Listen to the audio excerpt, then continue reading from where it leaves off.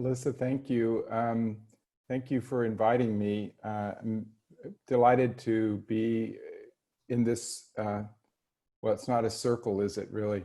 It's kind of a gym square, but I'm happy to be with all of you, and it's an honor. And some of you I haven't seen before.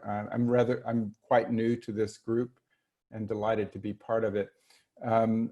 Some of you were present at my dissertation defense. I saw Drew here, one of my teachers and friends, and Dr. Carson was a member of my committee at the California Institute of Integral Studies. And my topic was repairing the beloved community, the friendship of Martin Luther King Jr. and Thich Nhat Hanh. And I am going to present just a brief portion of that work. And Alyssa, can I screen share a PowerPoint? Absolutely. So I think I need to make you a host. Let me do it. Let's see. Thanks. Sorry, give me a second. Yeah. I'm going to be talking about what I call the lineage of the beloved community, from Josiah Royce through Thich Nhat Hanh to us, and that includes how the beloved community concept has been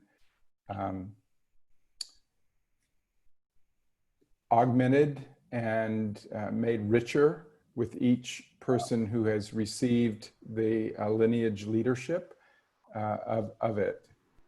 Let's see. You should be able to share screen now. Okay, great. Okay, great.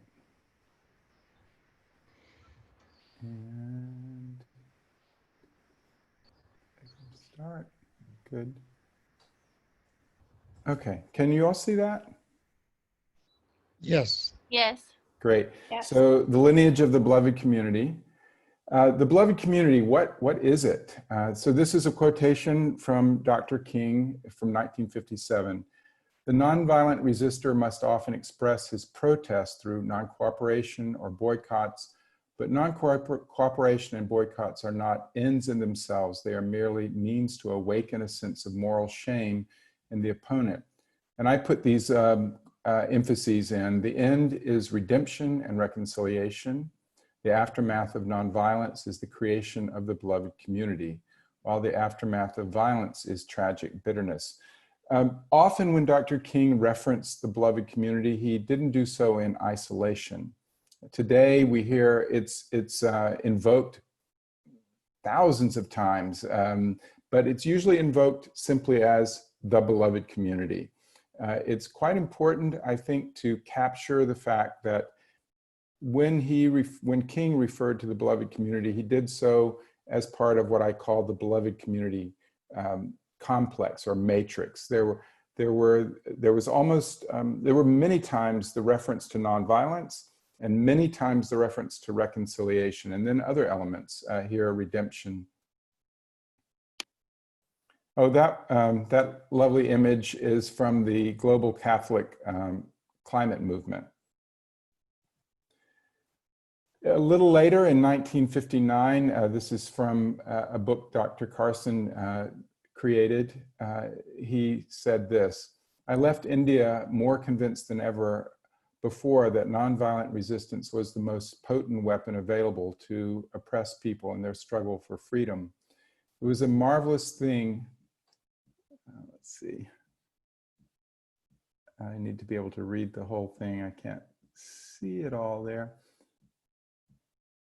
Let's see. We need to move around the speaker view. The gallery. Yeah, if you drag it to the bottom of your screen. Really, I can do that? Yeah. Okay, there it is. It was a marvelous thing to see the amazing results of a nonviolent campaign. India won her independence, but without violence on the part of Indians. The aftermath of hatred and bitterness that usually follows a violent campaign was found nowhere in India. The way of acquiescence leads to moral and spiritual suicide. The way of violence leads to bitterness in the survivors and brutality in the destroyers. But the way of nonviolence leads to redemption and the creation of the beloved community. Oh, let's see. Now I need to play from this. There we go. So the beloved community is an integrated, interconnected model within Christianity, and its reference is to the kingdom of heaven.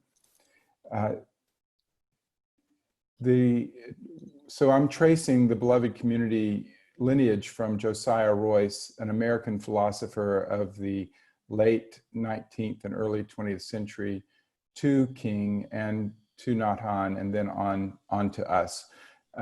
It's been noted by many that Josiah Royce coined the term beloved community, but the exact link between Royce and King has been very difficult to chart. Mostly people were looking through the academic lineage at Boston University and other lineages. I decided to look at the Fellowship of Reconciliation, which is one of the longest lived continuous international peace movements in the world. It started at the beginning of World War I in England, and then the next year, 1915, it was started in the United States, and they continue on as international movements, however, within England and within the United States as their locale.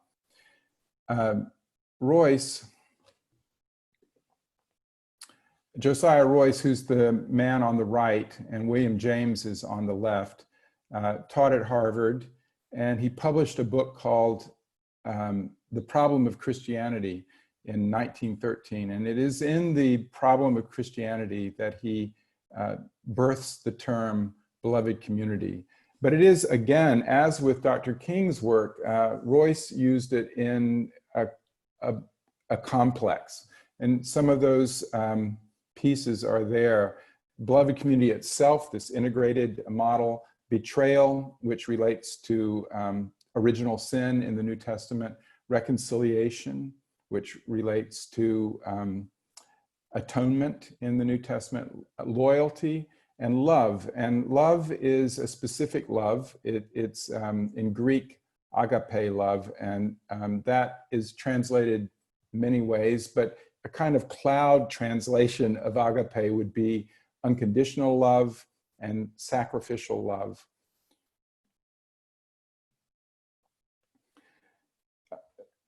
A.J. Muste, this is just a kind of conceit to help me understand the whole lineage idea. The idea that there's a lineage and that it's actually handed from one to the other, of course, is common in Buddhist lineages. I applied it to this. A.J. Muste was a founding member of the American Fellowship of Reconciliation, one of its early executive directors, and he brought the idea of nonviolence into that complex that Royce had created when he wrote about it in The Problem of Christianity. Royce did not have nonviolence in his original concept, and like many people, reluctantly or otherwise came to support World War I. He died at the very beginning of World War I. But Muste was a labor organizer, he was a Christian minister, and he became an early proponent of nonviolence in the United States in the 20th century. Howard Thurman, who I'm calling the next person who assumed the lineage holdership of the beloved community, was a prominent member of the Fellowship of Reconciliation, and he pushed within the Fellowship of Reconciliation for the fellowship to understand that its pursuit of international peace, without turning its attention to racial reconciliation and racial injustice in the United States, was a hollow and misguided way to proceed. So I say that Thurman brought the idea of racial reconciliation into the beloved community complex. Thurman was a mentor of and beloved of Martin Luther King Jr. And King is the next lineage holder of the beloved community complex. He brings to it what I call prophetic Christianity, which is helping Christianity break itself out of a kind of self-imposed political isolation away from politics. In my upbringing, when a preacher, as King called himself, a preacher and the son of a preacher and the grandson of a preacher, when a preacher starts talking about justice in the Christian churches, one of the sayings that has been used is, now you've gone from preaching to meddling. And the idea of meddling is daring for Christian ministers and lay people to start to move into political activism. And there's a tremendous amount of outside and inside resistance that keeps reasserting itself within Christianity in the United States around that kind of idea of making Christianity confined to the church building, if you will. And King mobilized the Christian churches along with many non-religious people and made this tremendous coalition. So he moved the beloved community into these mass marches and boycotts. I'm mindful of Dr. Carson saying last week that he hoped that this Gandhi King network would scale up to be able to have international impact through boycotts. And this is what Thurman called shock treatment, that moral suasion was what you would try for as far as you could try it, but sometimes you needed shock treatment of boycotts and other mass actions to be able to shock the dominant power holders into change. At the last meeting that Martin Luther King Jr. and Thich Nhat Hanh had in Geneva in 1967 at the Parliamentaires conference there, I learned through personal interviews in Vietnam last June that Dr. King, they discussed community, and that's in the public record, but the nuns who are his closest, Thich Nhat Hanh's closest advisors and friends and collaborators, especially Sister Chan Kang, told me that that King actually passed the idea of the beloved community to Thich Nhat Hanh at that last meeting they had in 1967. Many years later, decades, almost 50 years later, Thich Nhat Hanh, shortly before he suffered the massive stroke that has left him so debilitated, said this: "The day that Martin Luther King was assassinated, I was devastated. I couldn't sleep, I couldn't eat. I made a deep vow to continue what Martin called the beloved community. And I believe I have kept that vow to this day." So he had his own, Thich Nhat Hanh had his own integrated, interconnected model of reality from Hua Hien Buddhism, that's symbolized in what's called Indra's net. But he took this idea of the beloved community and recognized, I believe, the similarity, the parallels with his own model of reality, and it became his. And just like the other lineage holders, he expanded it, or he expanded what we understand to be in the beloved community. So gender equality is added to the beloved community complex. He has gone back to Vietnam, as I said, after his stroke in 2014. In 2018, he moved back to his home pagoda, where he was ordained at the age of 16 in Hue. And he began to restart his gender equality work that he had had to abandon in 1966 when he was exiled by both North and South Vietnam.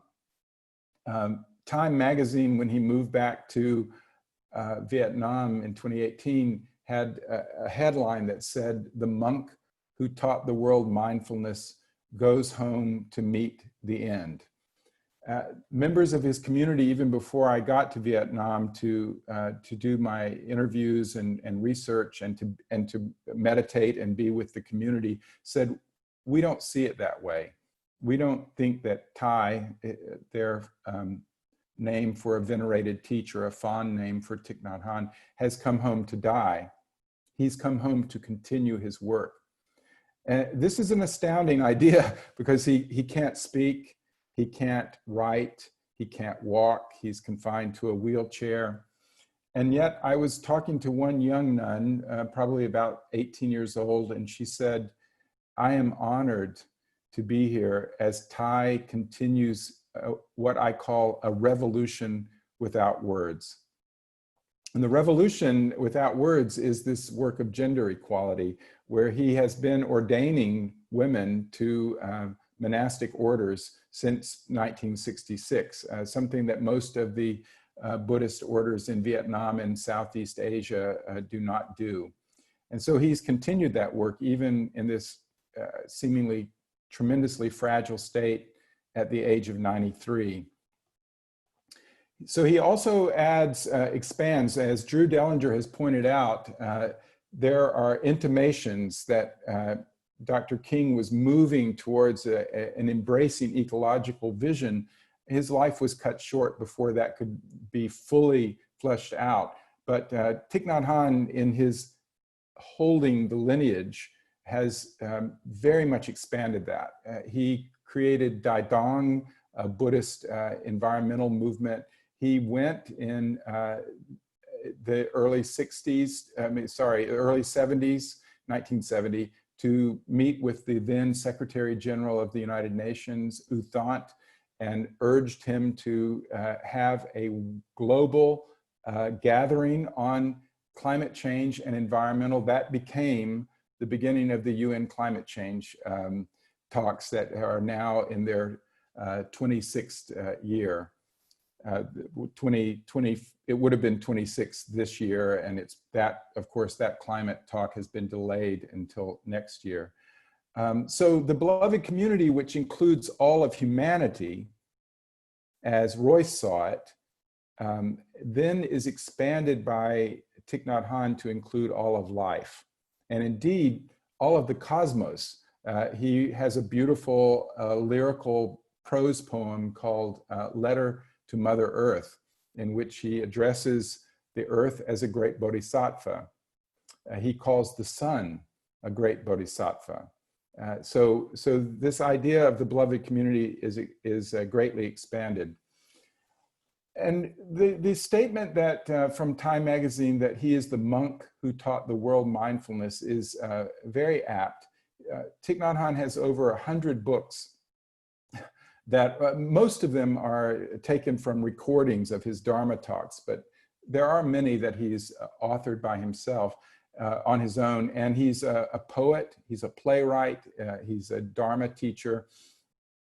And so much of that effort of his teaching in writing and in person has been on teaching the world mindfulness.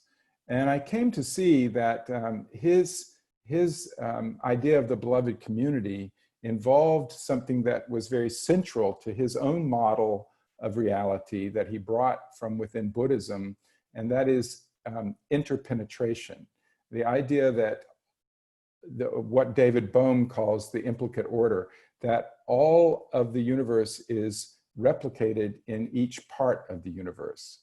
So all of the universe is replicated in each part of the universe. So as William Blake said, to see the world in a grain of sand.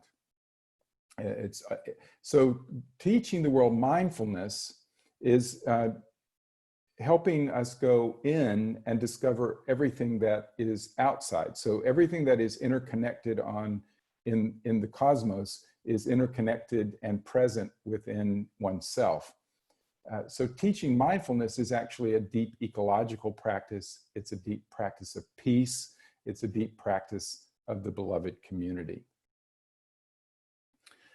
And so I've got two ideas side by side here. Thich Nhat Hanh, as I said, he'll turn 94 this October, bequeathing the beloved community to the world. So The lineage from Josiah Royce through A.J. Muste, through Howard Thurman, through Martin Luther King, to Thich Nhat Hanh, there are many people who have expected Thich Nhat Hanh to appoint a new leader for his own communities, which are international. He has said on the right-hand side, he has said that he has decided that after his death, his communities will not have one leader. Sorry about the plural there. Leadership will be shared. This is not unlike the Dalai Lama, the other most famous, perhaps greatest Buddhist leader of our day, saying that he will not reincarnate.